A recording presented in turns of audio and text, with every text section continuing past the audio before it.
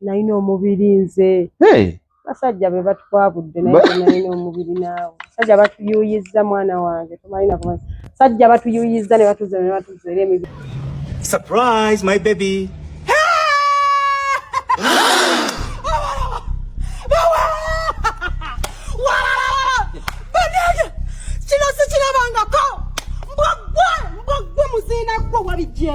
Obijewa talina romance nakamu kumyako mwina gye tumaze tompanga yadde peni ey'ebisatu kati ondeetera ebimuli olabika olina gw'obigulidde abisize wamaze obizira n'obireta wange embwayo ogireetedde ebeere n'ebimuli yegoojoga ng'omanyira saba bakuziniridde ebimuli obirasa obiwenze embwayo abakazi bo babizize bali abaliisima romance simanyi abalina omukwano gw'ekimemmete babikuziridde kati obireetedde nze omanyira mbwaggwe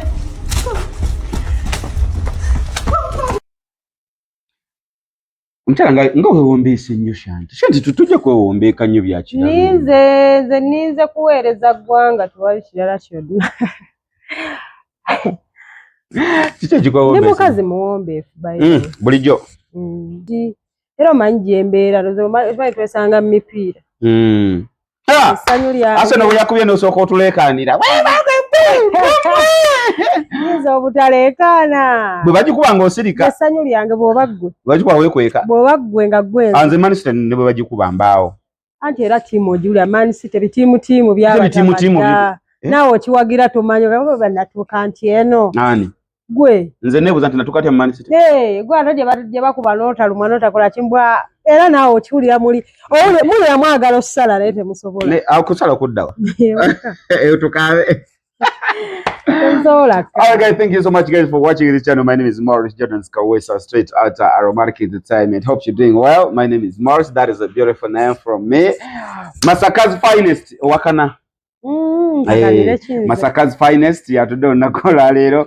Bwenno nakolwa lero. Mukyala muyinza okuba byamujjukirako bingi balekye recent ekisinga okunnyumira akuba Gordon ne Gordon ojjamu asalumu oluba akiikiridde abasajja bonna buli musajja anyiiza omukazi yenna Gordon yasasula ne bwensanga neiba nga anyiiza bunyiizi naŋŋamba bba wange anyiizizza oli yasasula paka abasajja be banaatereera Gordon wagenda olekerwa okubwa ekitali ekyagenda kubwa paka kusaawa esembayo mu bitiibwa by'ekitalo singa okyusaako nno kumpi genda kukyusa kale nze ebikunyiiza binsobera nti lumu yajja n'aleeta akamuli akakuleetedde ng'omuntu bw'onooyiyiza munno aleese akamuli akayiyiza naga mukyala wange akamuli kaakano wakuba mukuba empi atakampangako tumaze emyaka mu bufumbo yakajjeewa era bw'aba talina gwe yali akatwalidde n'akazira baakamuwa n'akaleeta sikolagana na busirusiru Shanti mugenda tulemesa obbayiyiza mu abakyala mugenda tulemesa obbayiyiza nti lwenjiyiza kale kintu kyesi bulijjo sikikola ne kati nfunye obubongo obuzze ne neeyiya ne nga mukyala nkamuwe kumanyiza byotamaleeko nabyo olaba byakulema okumpa mu ntandikwa kati tukaddiye twebirize olwogamba mbwe ng'olwayiyiza nnyo nti nedda mukwano gwange tebigenda kukola mwebirize baba kifuna okwebiriga Shanti first soka wenjeri abantu Shanti nze lya Shanti lyemanyi amanya nze namayanja Robina Shanti mu biru bisirikirwa kubuza ndi muzanyi wa katemba nzanya n'aba Ebonies yes TikTok kozesa Shanti Ebonies Kana kalega kani. Hakachi? Kana kalega kani. Hakachi? Kani akalega kani. Akalega? Mbadde nkebera mu bintu bunyumba. Nisanga akalega kani. Honey, I've just come back from work. Kansuke watching kakanya kontereka. Kana kalega kani. Hakachi? Kana bichikana kalega kani. Hakachi? Mbadde nkakula mu nyumba mu kisenge nesanga ya kalega. Oleta abakazi mu nyumba nga simanyi. Listen to me. Si kala banga kona ngisi. Kani. Kani. Kwe, bw'oba osobola kwogera ngenda kulalasa ku kyalo kyonna buli muzeego gwokola ekiro nkukooye ngenda tuuza famireyo ntuuza abewaffe njogere buli kimu buli kibi kyo nkooye kani. Hani kanza kuba ka best friend Emily. Ka best friend yonge Kanza Emily. kuba ka best friend Emily. Yakagwende bakana ye mu nyumba yaffe. Yakaya kakoleta mu nyumba yaffe. Abalalo batwala wa. Muloji na hotel. Muloji. Emily wamleta munju. Best friend yonge. Yakaya. Ono matide. Wawe! Ate mbadde nimba. Akalega kange. Wanji? Akalega kange mbadde njagala kumanya oba osomba abakazi wesitabeera. Kana kalega kako. Akalega kange. Kazo badonke mabuke minjogere byama. Nange nno mbadde nsaaga. Ton. Shanti azalibwawa. Shanti azaliwa Kyaggwe. Kyaggwe. Yes. Bukunja. Bukunja, Nkokonjeru. Then obranching off from Nkokonjeru nogende bayitayo Nyemerwa. Nyemerwa. Abane bana yovawala. See what? It's not Nyemerwa. Not far. Olawo tuke Nkokonjeru. Shanti. Ekyalo kyonna ng'onnyonnyola nnyo kati nze nkugamba nze ndiwe Masaka mu Nnyendo finished. Anti because eyo gy'omanyi kati nze mu Nnyendo simanyiyo. Nange nkubuulira. Kati nange mu Nnyendo simanyiyo because siriweeyo. But abantu abeeyo kwolwo oluguudo omuntu omugamba nti nva Nkokonjeru. Era oluva ku round. Kati bw'ova ku round bw'oti omusinga kumanya nga kati nga olaba nti waliwo ebyalo by'owulira n'owulira nti Kyakabana ekiri wala. Kati Nyenyerwa mpulira nga nkiri wala. Nyemerwa kikyo. Ku round bw'oti n'oyambuka awo. Very near but sente ziba zimanyiddwa ze zenene. Nga tetunabagenda wala this very Friday. Ku Friday ni. Shanti show eyaggwa. Bingi ebyaliko and people enjoyed abantu baseka abantu bali very exciting. Show eno chanjawulo ki kyogenda otuwa okusinga kyetwafuna last year. Last year ndese MDD music dance and drama. But bikyuka ku biri omuntu byaba yalaba. Dramas yalaba luli agenda kulaba dramas ndala. Music bwe yafuna luli agenda funa music mulala. Ne dances chochusa naye lesigala nti MDD music dance and drama. Nti stage era gye yalaba luli just ekyuka agenda chuka oba decoration setting bwe yalaba luli agenda chuka stage ekyuke content akyuke ennyambala ekyuke. Yes. Lwaki kati tuba tuwongedde mu upgrades okusinga ku yaluli. Yes. Shanti kiki lwaki si kutunda nyanya mu katale, lwaki si musomesa, lwaki si muntu yenna, why an actress? Nze nange saamanya nti nja kubeera muzannyi wa katemba. Yes, nyinza okuba nali mbikola mu primary, secondary, but saamanya nti keera lumu nga nconcentrate ze katemba okitegeera mostly. Naye maama wange yankwata nangamba yambala. That was 2017. Because nakola from 6 that was 2016. 2017 nengenda okuwaayi nasomayo gundi semester. Mama nangamba yambala tugenda mu katemba. So me I thought I could balance okusoma ne katemba. We natuka mu katemba ate nga ndaba ate kati nnoonya ki nga bye nnoonya mbifunye. Kati kuwaayi wali osomye ekyo? Nali ngeze mu fashion and design. Bye nali njagala okuyiga kuba kye nali mpulira nga kyensobola okukola. So bwe wamala eri n'owuli saamala. Tewamala kusoma? Saamala kusoma nze naawe ate nsoma ebiki nga neno maama alina gy'antadde ndi musiru. Era maama nangamba nedda osobola bibalansi nga nemugamba Mama Shanti katugira tusigala wano. Omuyita Mama Shanti. Era ansupportinze nnyo mu buli kyemba. So kati ye maama yakikulabamu kino like from primary, secondary and era yaŋŋamba kati tugenda mu Ebonies. I was so surprised ne mugamba Ebonies nze Shanti. Ebonies ebiseera yali ezannya muzannyo ki oguliko? Yali mu omuzannyo gwaliko Bife Ngwala Ngwawa. Bife Ngwala Ngwawa. Erinnya ndyerabidde. nenga yeriko so Eh. nakugamba nkutwala mu Ebonies. Amazi How did you feel? namugambazi nangamba ye nemugamba nazikiriza nangamba tugende Olo mu Ebonies by then nga baani abaliyo gwe bawulira ngamba nemala mbeera ng'ono bonna baaliyo Dr. Bosa Fauzia Barnabas Sharon Nakabuye Victoria bonna Bahaja Kikasa bonna baaliyo gwe kyomanya waaliyo top cream bonna baaliyo ba Dr. Gordon gwe nga gwe Shanti ngani gwogamba nogamba kati nange banesinga mbeera ng'oyo Victoria Nakabuye Victoria okay Nakabuye nga gwowulira gwosobola okuzannyanga okuzannyanga nga gwenjagala kuzannyanga kirala naye nga gwenjagala nga banayo omukyalo oyo yes abalala bonna baali bansansa bonna baali bakabi era bamanyi naye wabaawo oyo gwogamba really that woman so that was Victoria Nakabuye. Okay.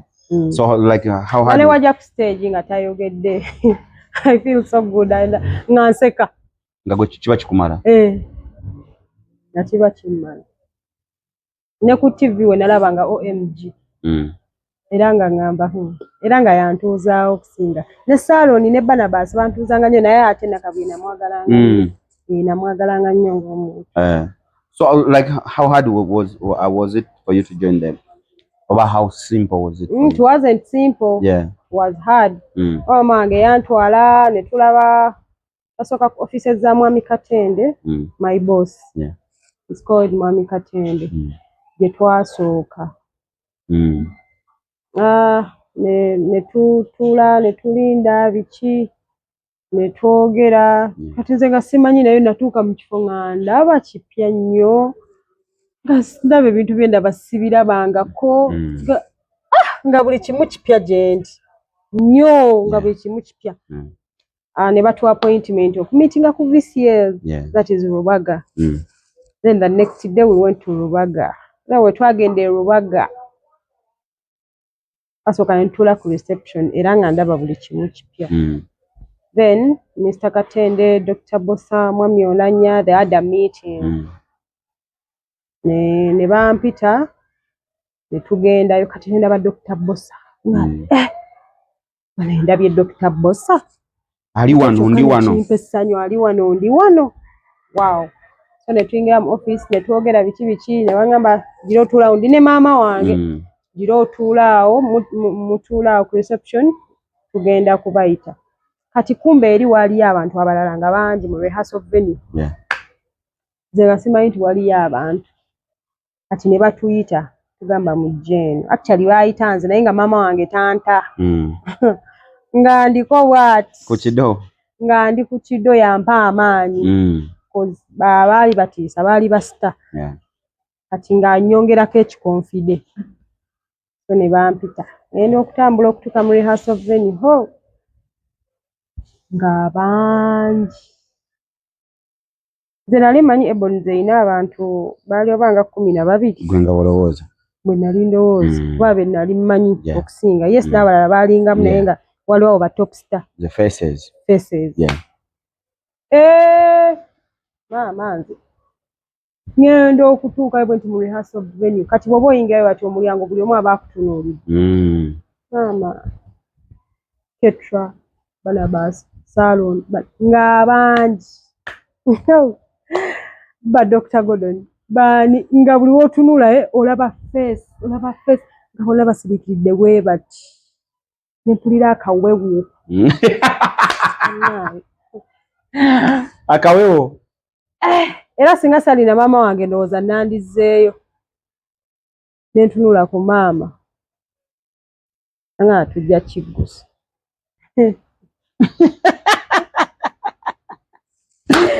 tuli ku Moro Jonas Kevin ya Jali ne Shanti wano jibira shone waguda banafe aba Bagola tuwaguda banafe aba Bagola Beauty Empire bakola ku nsusu bakugamba nti no bobanga weyerusaako ko nosigaza bunakos basobola okujjako bobanga oli munene nnyo nogamba nti no yagala kukugamu balina ka weight loss bagenda kwaka weight loss olekera okumira ebiweke exercise ozikoze ziganye bagola alina ka weight loss basangibwa Mengo okumpi n'akatale namba y'essimu ye yeyitawo wansi gigenda babakubireko oba checkingeko bosobodde okutuuka ku dduka kiryoke watosobodde bakola ne delivery worldwide tuwagidde banafa ba Mama Interior abo bo batunda bed covers bathrobes batunda blankets batunda emitanda batunda emifaliso batunda buli kimu ky'omanyi ekyomu kisenge ne mu nnyumba balina curtains genda Mama Interior ali wali ku Arua Park enamba yeyo ebirenga ate naye abirenga akukolako tuwagidde banafa aba legit recruitment agents abo bo batwala abantu bweru ba security guards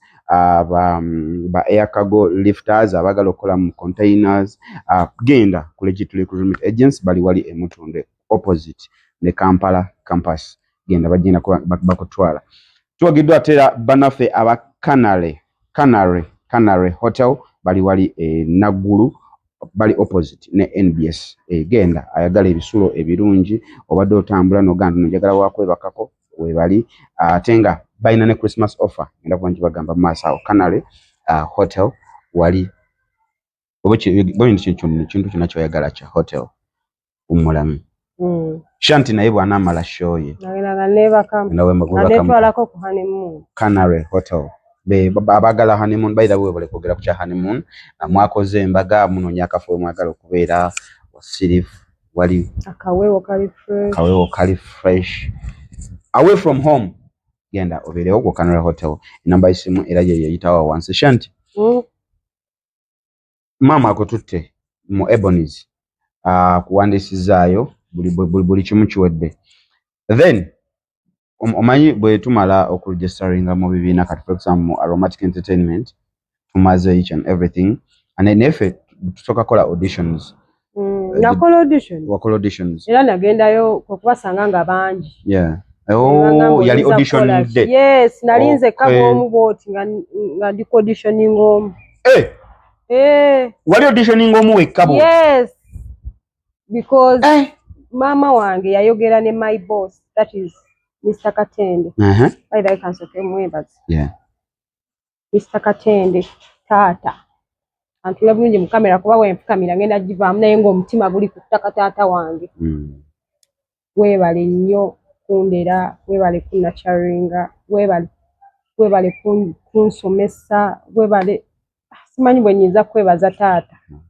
naye ng'ebyaddala obaddewo nnyo mu bulamu bwange that is after school taata neyanza nnyo neyanzeege ne maama kubanga taata era teyandinjagadde singa maama abadde tanjagala naye maama Kyala Katende ne mwami Katende may God bless you tuli wano abundantly tubaagala nnyo amina tweyanza nnyo byonna bye mutukoledde nga Ebonies nange ng'omuntu tweyanza nnyo tweyanzeege yes tusaba Mukama abawe kyemusinga okwagala ablessinga emirimu gy'emikono gyammwe kuba we mufuna naffe tufuna byonna Mukama abawe byemusinga okwagala kati wentuuka mu rehearsal venue auditioning day kati maama wange Mwami Katende yamugamba tetuli mu kuwandiika nze okuyingira Ebonies kyali kisa kya Mukama ng'ayise mu maama wange kuba maama wange yali ayogera bulungi ng'ayina empisa maama wange mukazi wa mpisa nnyo kati Mwami Katende ndowooza n'agamba omukyalo ono era Mwami Katende yaŋŋamba tugenda kukuwa omukisa ogw'auditioninga because of your mother because of your mother kyono kiba kinene kiba kinene kwe maama Shanti omumanyi era ye yampisaawo tugenda nenkola auditions nenzanya nenzinamu kuyimbako yaŋŋamba girooleka lwaki bagamba okuyimba girooleka bwe nayimba bwe nti nga buli omu ayagala situkaafulumi ddoboozi nga naye nga nfulatinga nga bagala soprano ng'olina alto nga nfulatinga nnyo kinkwata eno nkwata eri ate nga maama wange yaŋŋambanga okuyimba mu kyaki n'eŋŋaana era ke kaseera ke natuuka nengamba kale singa nayimba mu kyaki nti ku ssomero nayimbanga n'ebya studio bimanyi bakutereeza okitegeera kati wano fulatinze kati wano okoze otyo ne basalamu ne bagira ng'eddoboozi lyo lisobola oyimba naye fulatinga kati nenejusa nga singa nayimbanga mu kyaki kuba wange yali ayimba mu kyaki naye nga saagala kuyimba mu church. Kyagana kuyimba mu church. Simanyi but saayagala. Ne mu church wabaayo enkokola by the way. Ne mu church wabaayo enkokola mukwaya abamanyi bamanyi. Mukwaya church namuli mu enkokola. Yes. Mukwaya ezimu si zonna. Naye ezimu. Ne mu church wabaayo enkokola. Tajja kuyimbawo. Tajja kuyimbawo ayimba because of the mother bichi. Nakandeke mama ayimbeyo mu church. Ati nze nga mu church mbeeramu naye nga ndi nnyo ate mu sports ku church. Yes. Sports gwe wakola ngaawo. Kudduka mipiira biki netball. Nali wa netball, rugby ye namuvaako nga bamaze okunnongoosa ne banga todda muzannya rugby. Ni rugby kyali kikututte mu rugby omubiri gwa rugby. Yali wa church. No, I was fat. Nalina omubiri nze. Basajja be batukwabudde naye nalina omubiri naawe. Basajja batuyuyizza mwana wange tomalina kumanya. Basajja batuyuyizza ne batuzeera emibiri negitugirako. Nali mukazi munene. Basajja mmwe sandika kunjuyayuya nandibadde enkoma eri bwenti nga ndi bwaguuga naye wano wenda alhamdulillah. Nali munene. Nali munene. Soli omunene ati sabati. Nenga oli munene. Bode ngoshepinze. Nga akabina akakome nga nange ntunulayo nenkalaba nga gyoli nti gyendi. Tetugende kale. Kale tugende naye munnange batuwuubye batusensebudde naye Mungu abalaba basajja mmoze mbakakasa. Ne Shanti. Kiki kikuleetera okubeera nga leero oyina boyfriend mulala n'omwaka ogujja guli. Sibikola nnyo ebyo. Kwata one minute ago. N'omuta n'okwata omulala. Basajja mulekerawo okuyuuya. Banaye nammwe muzadde. Nabo babayuuya. Oza nabo bali bulungi. Abasajja. Mbonga abakazi mbonga be bayuuya abasajja. Kimanyi kati n'abakazi bakwabulira ddala. Nga sikimanyi kakati omukazi bonkwabula. Kimanyi gamba Amina. Teri gagenda kugamba Amina kakati. Abakazi kati bakwabulira ddala. Shanti. Toyina kyo bonkwabuddeko nga nze ndi musajja nga goli mukazi. Goloza bonkwabuddeko. Tagala kuyisawo bigambo binene nayo gaba oba ogisengudde. Kati gwe bonkozeeko ki? Kati kitegeeza singa tutwala mu kikolwa nga tobadde omulundi gumu osigala ng'onnoonya ogamba tewabadde mukuumu mbaako kwabudde oba mukwabule kyogamba Shanti ekyo okyobola kigamba omusajja ate oba tokuumuuse nette oba tokuumuusira nga tuli mukuumu ne tugera mu kikolo olwaleero enkya ne nkukubira ne gaa tusisinkane n'ongamba please nebeera open okyuseemu abalala bakyusizeemu nti nina kukyusiza kuku tonzigirako kusomesaawo gwe nina okukyusizaako n'ongamba nti kati oteredde nze nkuyambye nkunyonyodde genda mu ssomero osome agalawo bulanze kumutwala tontwala mwezo kale onatandika obiyizaawo Shanti, kati mami yakututte ku audition day the first time bagambye action. Then namala wiki namba nga mama amperekera buli lunaku nantuusa ku VCL n'alyoka agenda ewaka. Nga alaba nnyinza okuddukayo. Lwaki oyinza okuddukayo? Nga sinaba omanyi nga tonnaba kutuula mu kifo. They were welcoming. Naye nga No, there is this moment I'm looking for. Omanyi ku first time. Kati ogambye tino baali batudde nga bangi. The first time, first of all, they are your celebrities. Ujjo balaba ku TV. Kati nawe bagambye nange nsobola. Anti ensonga lwaki mama wange yalowoozanga nti ngenda kuddukayo kozi nali sina gwe nnyumya naye bonna mbatya. Nzize nzekka. Kitegeera. Naye nga bo bali free bakubuuzaako bakola ki naye nga gwe tonnaba kubeera free mu kifo ng'obatya nali mbatya nga mbatya naze nasooka n'ensirika nga mbatya naye ate laba wayitawo weeks 2 oba 3 ne ba auditioning abaana abalala kati ate nange nenziramu buto auditions ne bagamba luli wali wekka kati banno bazze ng'oba olina ekitone this is when we're going to see nti olina ekitone ng'okoze auditions n'abalala nga muli bangi kati nga nina okuddamu auditioning bali abajja bali abaana bali 25 ndi wa 26 ne auditioninga buto neera mukama yali bwakiseera nenziramu nempitamu bajjako abantu twali 9 ndowooza bajjako 9 yes ate era n'ogwo 9 ne baddamu ne batusunsula ne tusigalawo ndowooza nga 6 kati awo nyisha ku show ogambye olina kandi nani Bana Kampala ono ye Shanti Musasage Party 2 Usama walike mikono jise anamuwala Shanti Ebonies Azatu Morocco Stress atunazike naku Friday nga 28 November mu theater La Bonita Tulina kuagana orokedwako abayimbi ne bakomedians bangi tosubwa Ebonies yonna Mary Bata Stabwa Natoro Quinara n'abalala okiriza kusubwa anti kino nakyo tekigenda kutuva ku myoyo okuyingira mitwalo 2 by'emitwalo 3 wemeza bakandesi abange mujja tunyumirwa mwana muwala Shanti anti akunganyiza byonna ebisinga okutunyumira n'abituleetera kwolwo Friday nga 28 November Shanti Musasage Party 2 mu theater La Bonita gatwagira ku show yange eriyo this very Friday 28 November ku theater La Bonita ordinary okuyingira emitwalo 2 VIP emitwalo 3 tebo yakakadde erekeddwako Stabwa Natoro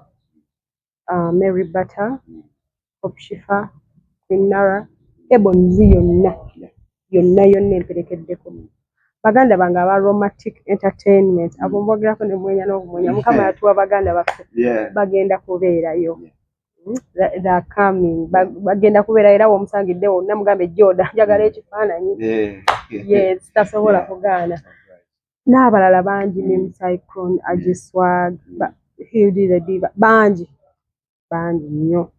in fact tetukyagamba nagamba nti naku 28 yes tugamba Friday no Tata Timbowa bonna bagenda kubeerayo. Why not my beautiful sister Friday no guys mbayita mujje kuketa La Bonita tulabe sister wange Friday eno emitwalo 2 kyokka why not awo wennyini wetwali nga tuzanya customer care awo wennyini wetwali nga tuzanya Ebo Aroma mu Kiratu awo wennyini wetwali nga tuzanya best friend awo wennyini wetwali Theater La Bonita jimanyi kama Theater La Bonita bulijjo nzijangamba wa location tambula boti paka Theater La Bonita so Friday no Shanti Charlie kitya like your first time in camera kamera kutunuddemu director ali wali gundi ali wali ba DOP sound man kati ne bagamba mwena musirike Shanti action tekyali kizibu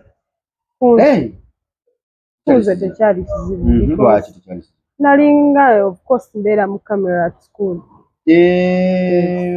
that's why tekyali kizibu so you are just used to the camera I was used to the camera so it wasn't hard. Okay Shanti kati ozanye for how long now? 8 years. Legend. Siri legend nawe. Legend nawe. Olunavaawo ng'ogamba abantu nga we nina emyaka emingi emiyitirivu. Emyaka 8 mu kibiina. Era olwamala form 6 nenyingira buyingizi. Maama ba Dr. Bosa bwette. Bette kati baba Emina Mulondo bette. Kati nawe oli eyo oli mulingizaabwe. Sinnabalingiza nako. Emyaka 8. 8 years now. Temumbuuza emyaka saako sirwalirako. Balaba kati mutandise ogibala tubale yamala senior 6 nga ayina emeka. Yayingira ayina emeka temukola ebyo si birungi. Tebinyuma temumbuuza ebyo temumbuuza. 27 yali amala senior 6. Kati bale kuva ku 27. Tokikola mukwano gwange kigenda labika bulungi. Si birungi tokola ebyo tebisanyusa. Tobale emyaka gyange. All right. Shanti. Tuvuddeyo erimu I mean ebbanga lyonna lyobadde omaze mu the Ebonies ozanye you've been acting firimu ye ekijogamba nti neno hit mbutuufu nange bwe ntula mpuliranga na peno hit twazanya naye mbutuufu nange eno njeewuliranga nakizanya movies mbadde like sibaddeeyo nnyo okusinga ku stage. Stage osinga kubeera ku stage. Mbadde ku stage that's why abasinga baabadde tebandaba ku screen nnyo. Screen mbaddeyo naye nga Tono stage stage njesinga okubeera. Yosimbiya. Ku stage omuzannyo gwe nagamba nti zali wali baguyita Big Jimmy. Big Jimmy. Big Jimmy nga nange wemba muzanya nseka. Anyway, nakwakale Big Jimmy. Big Jimmy. Lwaki ngamba Big Jimmy? Yeah. Abantu abasinga ogambira banaye omwana asesa. Kale neri baali bakigira naye Big Jimmy. Nalimu nnyo. Wazanya ngani Big Jimmy? Big Jimmy nali mukozi. Yeah. Okozi wawaka. Naye kale ye part gye basooka okumpa nga nnene. Yali Big Jimmy. Nga nnene. Mu bulamu obwa bulijjo Shanti, oli muntu aloopaloopa ennyo n'okuwaayiriza ennyo? Oli muntu ki? Siri muntu wa kuloopa nnyo kuba newe nkusanga. Gweze kati Jodo oli muganda wange. Nesanga mukazi wo n'omusajja so akugamba. That's none of my business. Tebinkwatako. Lwaki nkireese? Omuzannyo gwe twakasembayo okuzannya. Ego aroma mu kibatu. Shanti walina nnyo olugambo era n'olugambo lwasooka okukola ate ng'owaayiriza n'olugambo lwasembayo okukola olutansanyusa mukulu mwami Mulimira Sulaiti yali akutokota gakuba amanda naye musajja wattu teyakwatako ku bbina Shanti wakuba enduulu yali director si yali Director Lubowa. Director Lubowa ne muwaayiriza nti akutte ku bbina naye nga bambi tanalikwata. Kubenduulu wakutte ku bbina. Nenga ali akutte ku bbina wa. Okusooka namuwaayiriza. Eventually Mungu n'awulira essala zange n'ankwata ku bbina. Sobola bakyansanyusa nnyo nga bannange bukyanga mpayiriza ekyo ekituukirira. Ekituukirira kyansanyusa nnyo nga ngaba n'ebirooto byange bituukiridde. Kati kampani nange njinamu omugabo. Boss ankutte ku bbina. Kati nze nfuga.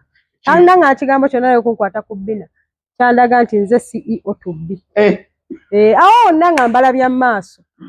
Jaso okukwata ku bbina. Gwe walabirawo nga gwe CEO. Nga ngenda kutandika okugoba n'okuyingiza abapya. Fuma. Kuyingira oyo simusimya agende. Unfortunately ne banzijawo nga sinnaggumiza. Bbina teyaddamu tukatako bwako bino. Ate baatuganya batemu banjoola. Naye walimbega ng'obeekwesemu all that time.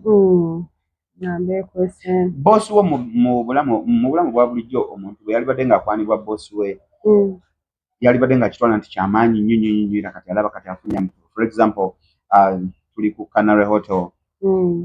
Nannyini Canary najja n'akwata waiter ku bbina oba n'amukuba ku bbina oba n'amukwana. Waitress ono yaliwulidde nga wamaanyi nnyo from that time. Si kituufu n'akamula kuba sikiwagira. Sikiwagira. Boss okwana omukozi. Siyinza gamba nti sikiwagira anyway buli muntu alina engeri gy'atwala ebintu bye. Naye nga boosi bw'aba akikoze sigalayo. Tolabisa. Tolabisa. Toweeragaalaga. Tomera bwebindu. Kitegeera. Tomanyira bantu. Atayinza okufuna amalala ngana wali ofunye. Si kituufu nga tuvudde mu kuzannya. Kukuta. Naye yeeyongera okufuna amaanyi ye waaba asobodde ajje ng'akwambusa amadaala. Toteekawo mbeera. Embeera yennyini gy'otaddewo egenda okukulemesa boosi okweyongera okukwagala n'okukwongera amadaala. Bw'onaalabisa agenda gaba naye netta. Netta okwagala guno omuziina. Naye bw'otalabisa nga asobola n'okujjawo onakolera ekintu ekirala. Okitegeera. Naye bw'olabisa n'okaluba ogobeddwa ebyakabi babitutte tofunyeemu. Ate ebyakabi nga n'ebyakabi ng'akumaze teka ky'oba omugamba ki. Tolabisa. Keep it low. Kati tulinako baganda baffe bano ba house managers. Tukyabayita bakagamba. Tebabyagala. Temubyagala. Tubayita ba house managers. Boosi oba baba bo bayita ba baba. Amukwanya. Akikeeping low. Abo sibawagira kwagala basajja abo. Abo sibawagira yadde kikeeping low. Bakadaama saaba wano. Abaawano omwami bw'akola ekyo ekintu kwate kuba ova emaka g'omukazi bw'oba oli wamwagala tobeerawo ogenda sikirizibwa otandika omumanyiira omukazi ate nga tomanyi byavudde naye baka abeeri batunaffe abali Saudi biki UAE abantu si balungi bakwagala okusinziira ku byempulira n'emitima gyabwe lwaki abakozi n'egitali emitima gyabwe naye bakyala baabwe asobola n'okutta ate bw'akutta omwami we agenda muzibira tasobola waayo mukazi we. Lwaki abakozi ebiseera ebisinga bw'abeera ng'ali Luwali oba eri oba wano Uganda boosi w'omusajja n'amukwana oba abadde shamba boy boosi omukazi n'akwana shamba boy lwaki shamba boy oyo atandika okuwulira nga mize anti awulira ng'alina obuyinza awulira nga naye ekintu akiyingiddemu ekitali kituufu tonnaba kiyingira musooka okiggumize bw'oba osazeewo okikola but si wagira bakikola but bw'oba osazeewo okikola sooka okiggumize tosooka kulaga maanyi tuuka nga w'olagira amaanyi omuntu omusudde mulaavu ayaayaana takyalina kyakkola ye n'atuuka ekiseera ng'alina okukwanjula ew'oyo omuntu tugeze waba musajja waba mukazi ng'agamba omwami wange kamute kaŋŋende naawe waba musajja ng'agamba omukyala wange kamugambe nti nina omukyala ow'okubiri teweeyanjula topapa n'omukyala ow'okubiri teweeyanjula Shanti ku Friday no okuyingira saa mmeka? Kuyingira ssaawa emu yennyini tuyingira so kigenda kuba kirungi singa oba ozze ku saa 12 ne zikusangawo because bwe bakuba akade ofune ekifo eky'omu maaso. Yes. Bane kyenjagala okubasaba ku show ya Shanti Friday no mbasaba atugambye ku ssaawa emu so etandika right? Yeah. Show etandika ssaawa emu. Ku show ze tubeera nazo ku Theatre La Bonita awo tuwadde tufuna obuzibu. That's why tuwadde tutegeka ennaku 3 Lwakutaano Lwamukaga Sande nti omuntu agenda okujja ku ssaawa kati gwe bw'owulira nti no ssaawa emu show etandika ate gwe nawe n'oyagala ogyemu kiba kifu ogenda sanga ebifo biweddewo. Nja kusaba era nebazonyi ba clients baffe abadde bajja najja ssaawa 9 n'atula mu restaurant. Thank you. N'atula ku 10 n'atula mu restaurant n'abeera awo.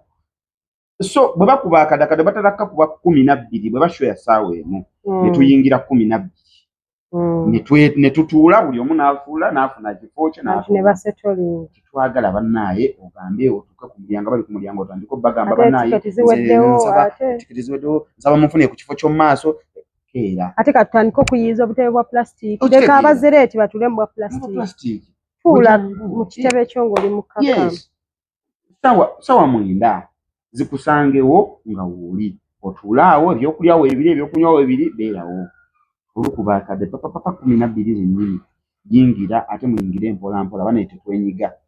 Twafuna obuzibu ku show yaffe yasembye ku Ebo Aroma ku Sunday olunaku lwasembayo twafuna obuzibu banyiga omukyala n'aziira n'okuziira bane tetwagala kibeewo ku mulundi guno tubasaba tubegayiridde ku Lwokutaano luno mujje ng'obudde bukyali muyingire mpola mpola ate mugoberere amateeka g'aba bodyguards ge tuba tutadde ku mulyango bwe bagamba nti musimbe layini mujje omu kyemuba mukola kyanguya obulamu nawe wenyini kiba kikwanguyiza so bane ku Lwokutaano mbasaba tukeere Shanti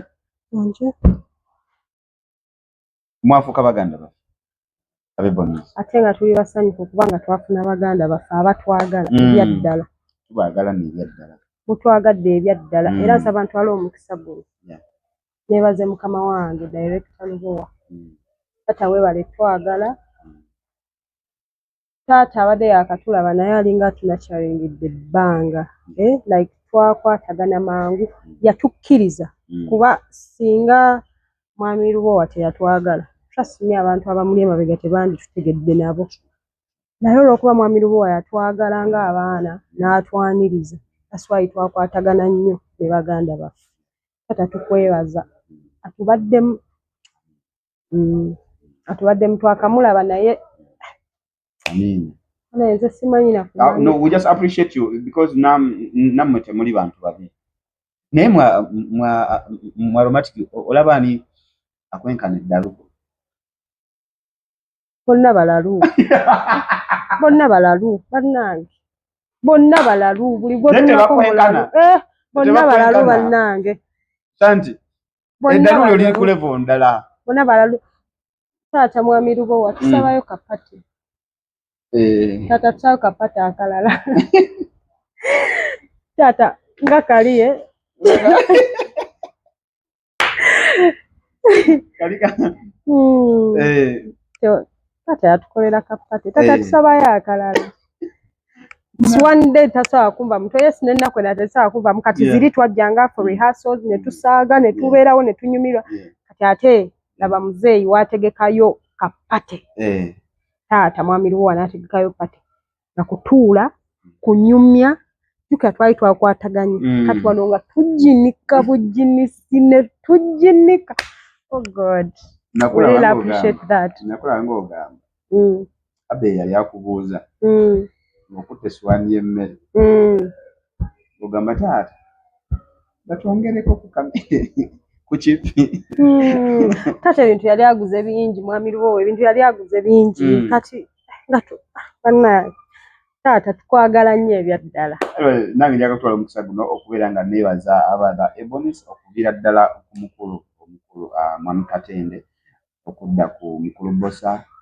okudda ku ba Ebonies bonna bane mwebali nnyo mwebali ddala okubeera nga omanyi companies ebbiri ebiseera ebisinga abamu baba tebaagala kukwatagana twandiyesosodde okitegeera naye bwe tujja bano ne batuule naye nga tumikisinga n'otayaaya nodde eno nodde eri so okwebaza kugenda eri bakama baffe ewaffe omukulu Sir Ahmed Lubowa n'ewaffe omwami JWK banange mwebale nnyo mwebale kukwatagana ate naffe nga tukwatagana thank you so much we appreciate anyway abadde Shanti mpozi ng'olina akatalekeka njagala kutumira maama wange Amashanti abeera Bunnamwaya kwagala nnyo nebaza n'abantu abambaddemu basponsa bange mwebale nnyo abaguze tickets mwebale nnyo abaguze tables thank you so very much nebaza ebyensusso olwati abantu ababaddewo ennyo kale nga bataddemu extra effort that is producer Hudson Kabogoza I appreciate you so much Chala Tracy Nasanga kwebaza nnyo omwami Sue Jonathan Edward that is Dr. Gordon thank you so much MC Muzungu Tata Kimbowa bangi sisobola kumeshoninga mannya nenga malayo muganda wange Nabukalu Deborah then nebaza ebyensusso 1 in a million she knows 1 in a million you know 1 in a million you know. I love you so much tukwagala nnyo n'omwami wange tukwagala nnyo yes 1 in a million otuli wano ku mutima we appreciate you Morris Jordan Kawesa straight out our market entertainment today is Tuesday Wednesday Thursday then Friday tuliko sieta la bonita banange temwira Friday sieta la